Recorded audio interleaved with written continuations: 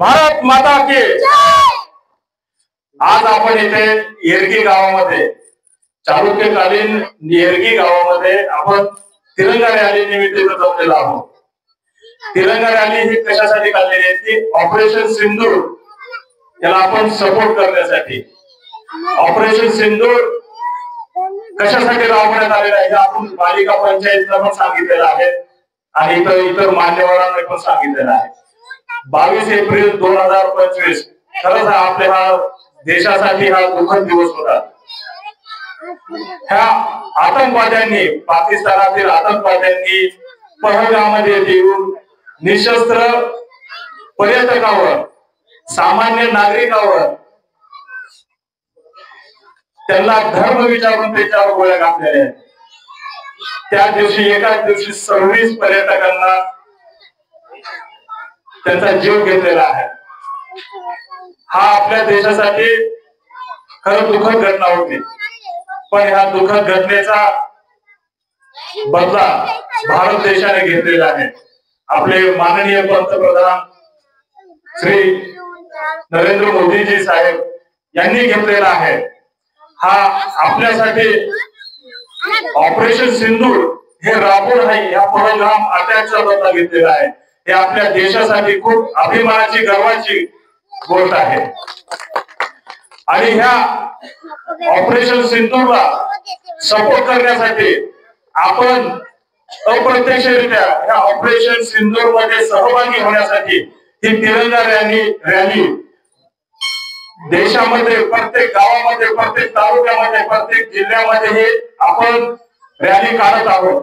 या निमित्ताने अप्रत्यक्षरित्या आपल्याला ऑपरेशन सिंदूर मध्ये सहभागी होण्याचा आपल्याला मान मिळालेला आहे। ही अभिमानाची गर्वाची गोष्ट आहे आपल्यासाठी।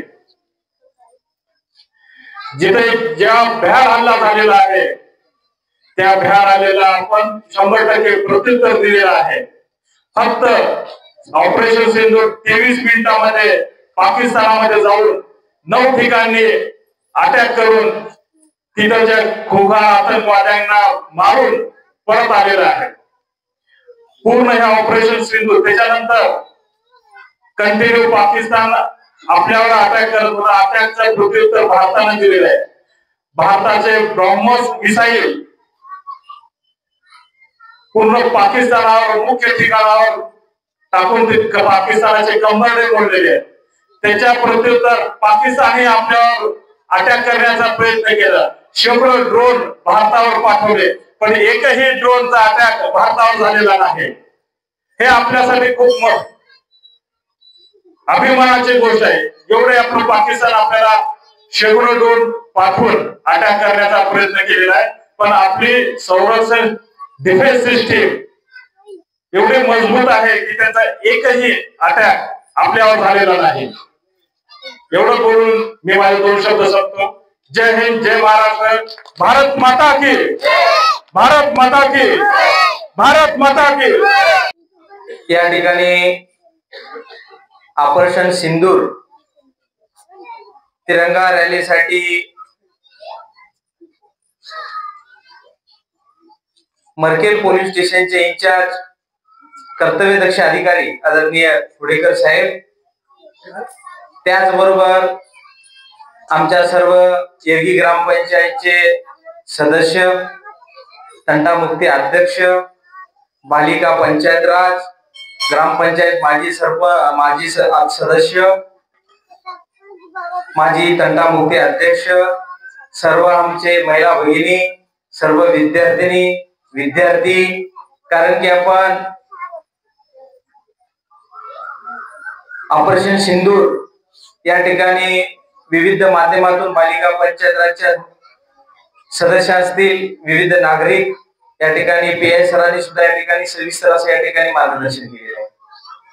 खरं तर ज्या वेळेस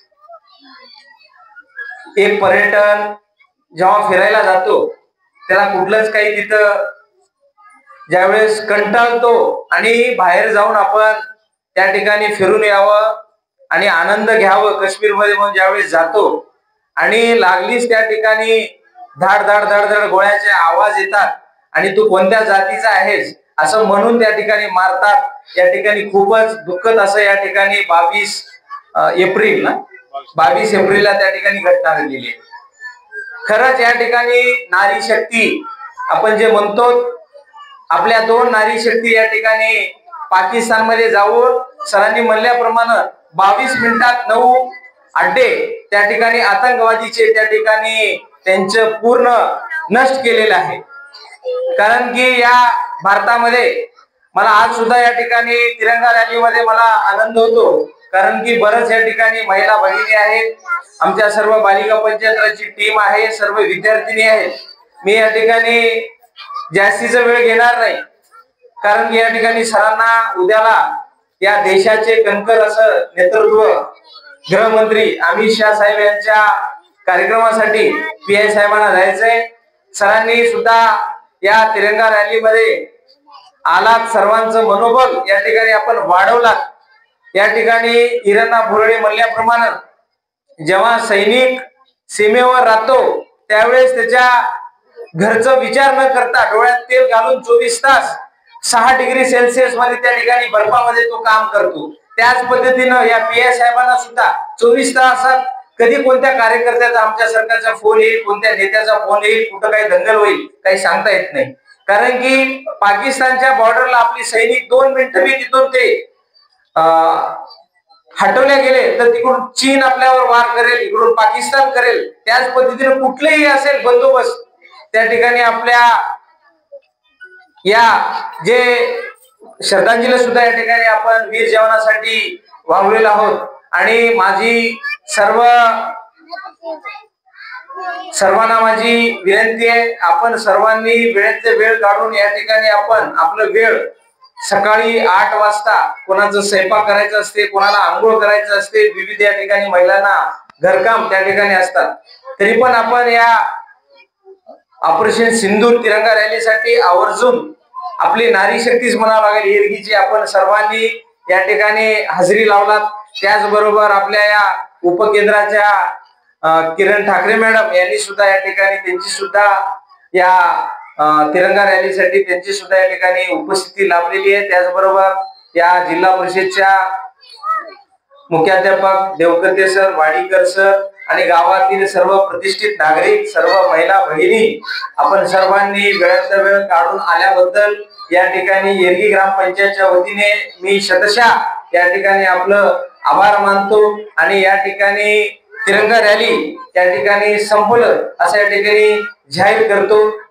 ऑपरेशन सिंदूर हे ऑपरेशनचं नाव सिंदूर का ठेवण्यात आलं, कारण पहलगाम मध्ये झालेल्या हल्ल्यामुळे कित्येक जणांच्या माथ्यावरलं सिंदूर पुसलं गेलं, कित्येक जणांच्या बांगड्या फुटल्या आणि कित्येक जणांना पांढरी साडी नेसावी लागली, म्हणून हे ऑपरेशन सिंदूर ठेवण्यात आलं. आणि हे ऑपरेशन सिंदूर नाव आपल्या भारताचे पंतप्रधान नरेंद्र मोदी यांनी या ऑपरेशनचं नाव सिंदूर ठेवलं. आणि सिंदूर ऑपरेशन हे 7 तारखेला म्हणजे पाकिस्तान देशामध्ये रात्री 1:05 आणि 1:30च्या दरम्यानामध्ये पाकिस्तानामध्ये बॉम्ब हल्ला करण्यात आला. ज्या ठिकाणी दहशतवाद्यांना प्रशिक्षण देत होते, त्यांना हल्ला करण्याचं प्रशिक्षण चालत होतं, त्या ठिकाणी अशा 9 जागेवर आपल्या भारतीय सैन्य दलांनी बॉम्बस्फोट केला आणि फक्त 2 मुलींनी गेला आणि बॉम्बस्फोट केला. तर पाकिस्तान हल्ला विचार करा, भारतीय सर्व सैनिक जेव्हा पाकिस्तानवर जातील तर पाकिस्तान कुठे आहे हे दिसणार नाही. हे आपल्या भारताच्या सैन्य दलाची एवढी क्षमता आहे. कारण 2च मुली, एक योमिका सिंग आणि एक सोफिया कुरेशी, फक्त 2 मुली गेल्या तर पाकिस्तान हल्लं. विचार करा आपल्या भारतातली प्रत्येक महिला जर तशी असेल तर आपलं भारत किती पुढे जाऊ शकतं. आणि मी नेहमी सांगत असते की महिला कुठेच कमी नाही. पुन्हा एकदा महिलांनी सिद्ध करून दाखवलं की आम्ही सैन्य दलात सुद्धा पाकिस्तानवर हल्ला करून त्याच्यावर विजयी मात करू शकतो. आणि महिला कुठेच मागे नाहीत हे आम्ही नेहमी सांगत असतो. आता हे पुन्हा एकदा सिद्ध झालंय की महिला कुठेच कमी नाही. आणि जातीभेदाचा विचार करतो, अरे जो डोक्यावर टोपी लावतो तो मुसलमान नाही, ज्याच्या हृदयात जिहाद आहे, ज्याच्या हृदयात दुश्मनीचा नाता आहे तो मुसलमान आहे, जो टोपी लावतो तो मुसलमान नाही. आपण भारतामध्ये राहतो, मुसलमान आपला दुश्मन नाही, तर आपल्या भारतावर हिंदूवर जो हल्ला करतोय तो आपला दुश्मन आहे। आणि मुख्यतः सांगायचं म्हणजे खूप जण म्हणतात की भारतानं पाकिस्तानवर हल्ला केला, भारतानं पाकिस्तानवर हल्ला केला नाही तर तिथल्या दहशतवादी जिथं प्रशिक्षण घेतात तिथे हल्ला केला। भारताच्या एकही नागरिकांना दुखापत झालेलं नाही आणि पाकिस्तानच्या एकही नागरिकांना दुखापत झाली नाही याची दक्षता आपल्या भारतीय सैन्याने घेतलं आहे। कारण इथं येऊन हिंदूंना मारणं हे त्यांचं शानपणा नाही, आम्ही जाऊन तिथे दहशतवाद्यांना मारणं हे आमचं शान आहे, हे आमचं आण आहे।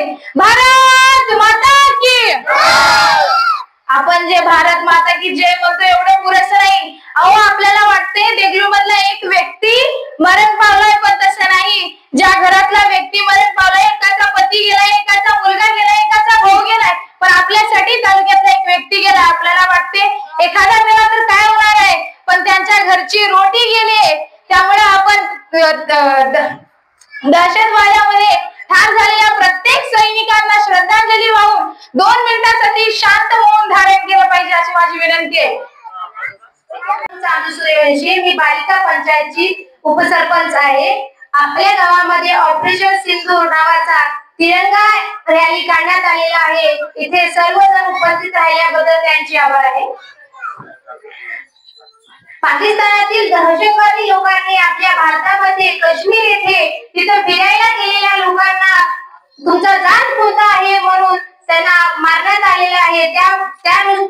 त्यामुळे आपल्या भारताचे पंतप्रधान यांनी ऑपरेशन सिंदूर हा मिशन सुरू केलेला आहे। ऑपरेशन सिंदूर हा मिशन सुरू केल्यानंतर ते मिशन सक्सेसफुल झालेलं आहे। तेव्हा भारतीय सैनिकांनी म्हटले आहे की न्याय झाला जय हिंद, न्याय झाला जय हिंद। भारतीय सैनिकांनी न्याय झाला जय हिंद म्हटल्यानंतर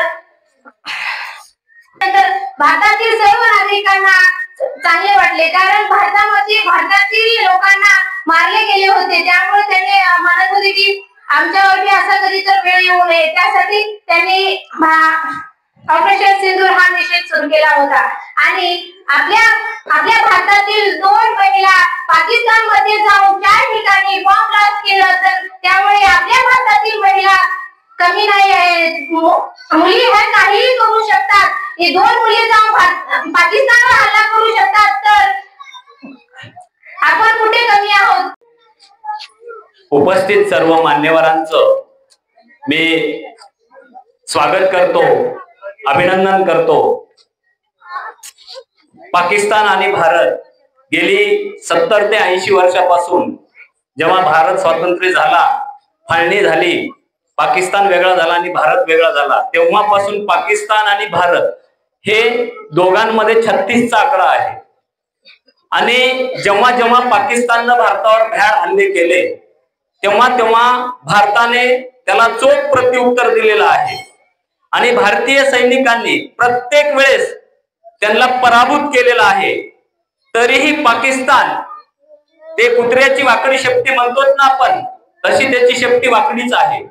आणि कितीही जरी प्रयत्न केला भारत त्याच्या पुढे नमणारा नाही। आणि आमचा हा भारतीय सैनिक इतका सक्षम आहे की तो कधीही त्याला ऐकणार नाही।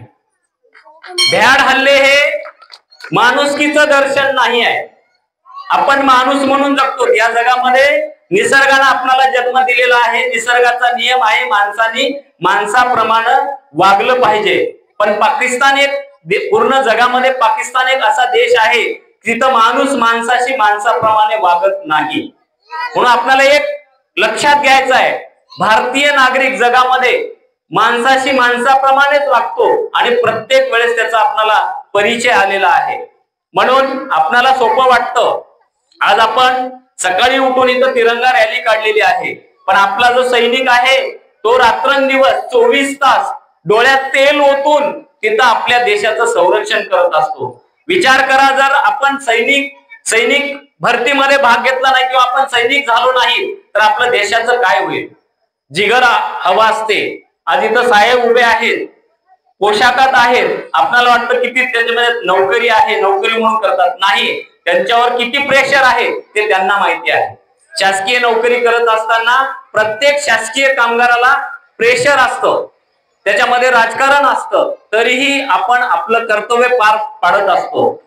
जो काही हल्ला पहलगाम मध्ये झालेला आहे की जात विचारून हल्ला करण्यात आला. व्यक्तीला कुठलीच जात नाहीये, ते जात आपण लावून घेतलेली आहे कामासाठी म्हणून. जात कोणालाच नाही, आपण फक्त माणूस आहोत, माणूस या जातीचे आहोत म्हणून आपण जगलं पाहिजे. धर्म जात इथं कोणीही नाही, काहीच नाही. आपण भारतवासी आहोत, हिंदुस्थानी आहोत, या धर्माप्रमाणे आपण वागलं पाहिजे, तर कुठेही काही होणार नाही. आपले जे अंतर्गत वाद आहेत, अंतर्गत वादामुळेच दुसऱ्या देशांना संधी मिळते. म्हणून आपल्या सर्वांना विनंती आहे, आपले अंतर्गत वाद जे आहेत ते आपण मिटवले पाहिजेत. आपण सख्या भावा बहिणीप्रमाणे, आपण एका कुटुंबाप्रमाणे राहिलं पाहिजे, तर कुठलाही भ्याड हल्ला आपल्याला काही परिणाम करू शकत नाही आणि प्रत्येक भ्याड हल्ला आपण परतून लावू शकतो. या प्रसंगामध्ये आपले सैनिक मारल्या गेले, शहीद झाले आपल्या देशासाठी.